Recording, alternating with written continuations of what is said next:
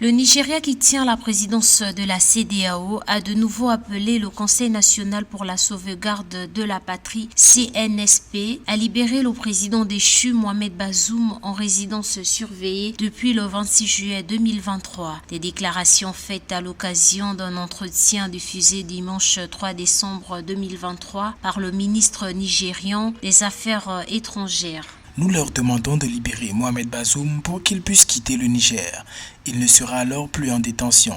Il se rendra dans un pays tiers convenu d'un commun accord. Et ensuite, nous commencerons à parler de la levée des sanctions. La communauté économique des États de l'Afrique de l'Ouest, CEDEAO, avait menacé d'intervenir militairement pour rétablir le président Mohamed Bazoum dans ses fonctions, ce qu'elle n'a pas fait, et a imposé de lourdes sanctions économiques et financières à l'encontre du Niger. Cette libération serait, selon la CEDEAO, la condition majeure avant la levée des sanctions économiques. Lorsqu'on constate que le maintien du président Bazoum est un gage de sérénité, du maintien du pouvoir nigérien, parce qu'il n'est pas exclu que si le Niger libère le président Bazoum, que la force d'intervention, la force militaire, ne soit pas mise en branle contre le Niger pour pouvoir rétablir Bazoum dans ses fonctions. Donc, les autorités du CNSP marchent sur des œufs.